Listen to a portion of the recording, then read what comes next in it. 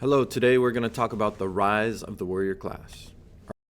Our central question for the day is, what was the role of the samurai in the military society of medieval Japan? Our goal is to be able to explain that role of the samurai and explain the rise of a military society in the late 12th century Japan. First, let's start with the samurai's armor. So the samurai's armor was an intricate piece, and samurai wore heavy armor consisted of lacquer-coated metal plates, which is a kind of wax or a seal, laced with silk cords providing strength and flexibility. Much more flexible than, say, a European knight. They had box-like panels that covered the shoulders and the chest. So if you look over here and over here, we have panels that they made for flexibility and mobility. Samurais adorned ferocious iron masks and helmets, the menpo, often perfumed with the incense for a sweet scent if decapitated in battle. A samurai was well trained. They utilized bows, spears, and swords, with wooden bows reaching up to 8 feet in length for mounted combat. Spears were employed for both dismounting opponents and close combat.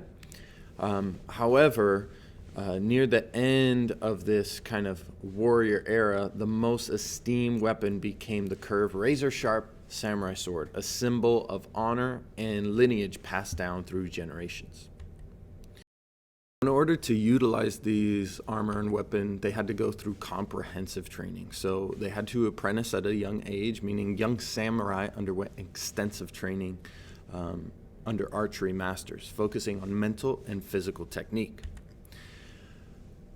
Archery masters, they gave intensive practice, which enabled samurai to shoot accurately even while riding a galloping horse, emphasizing proper breathing techniques.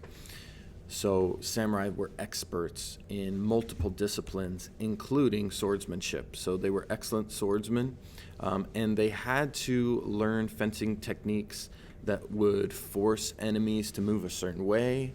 They had to be able to fight in small spaces and to fight multiple opponents at once.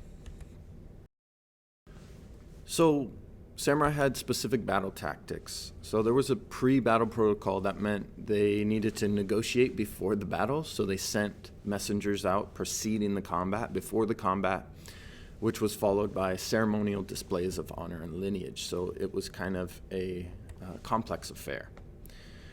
Mounted archery engagements. So initial stages of the battle involved mounted samurai firing arrows as both armies charged toward each other. That was a great advantage if you had accurate archers who could take down samurai before the actual engagement of the main bodies of the army.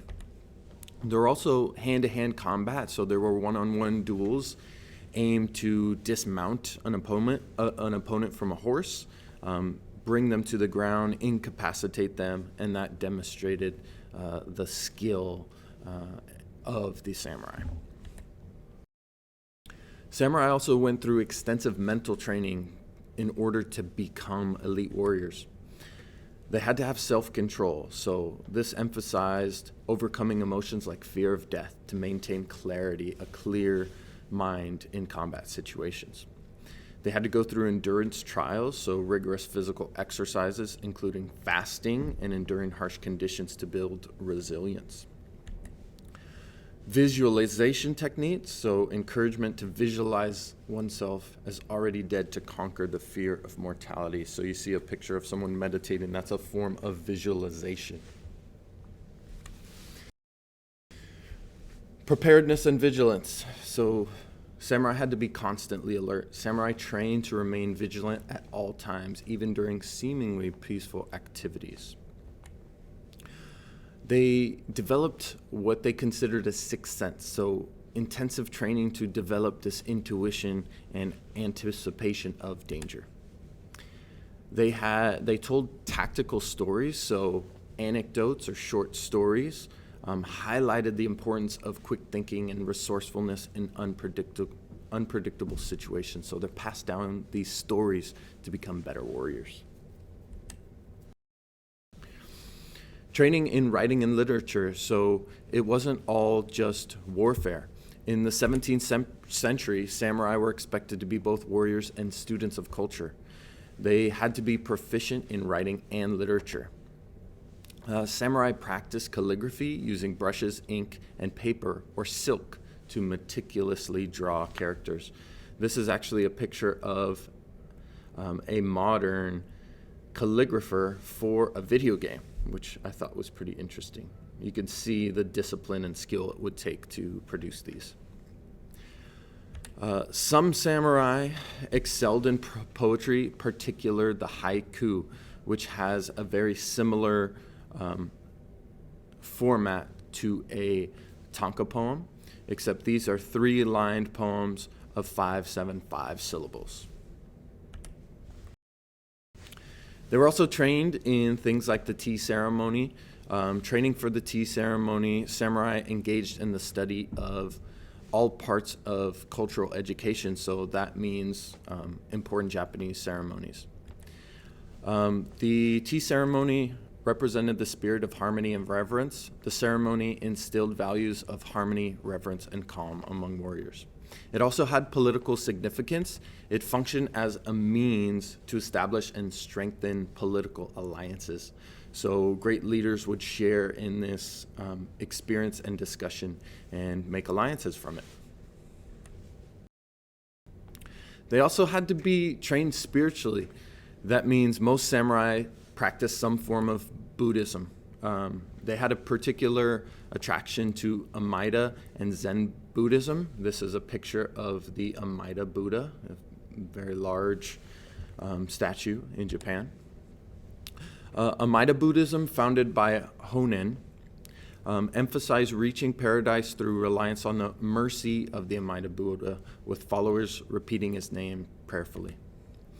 Zen Buddhism, favored by many samurai, emphasized effort, discipline, and enlightenment through meditation. That's why you always see these associations of samurai with meditation. Zen practitioners meditated for hours, maintaining strict posture and relinquishing everyday thinking to achieve enlightenment. They also had koans, which were puzzling questions posed by great Zen leaders, and kind of this jolt to the mind would produce a type of enlightenment as you meditate on these questions. The code of Bushido and samurai values was the way of the warrior. It encapsulated the samurai code by the 17th century. It was akin to the medieval European chivalry. Samurais were expected to embody traits such as honesty, fairness, fearlessness in death, and prioritize loyalty and personal honor above all else. Loyalty to their lord was paramount, so it was at the top of what they wanted to be all about. The samurai was willing to sacrifice their life for their lord's cause, even avenging their lord's murder if necessary, as depicted in many poems and popular culture today. Samurai were also obliged to uphold personal honor, often resulting in duels over perceived insults or offenses, where even minor altercations could escalate into deadly conflicts.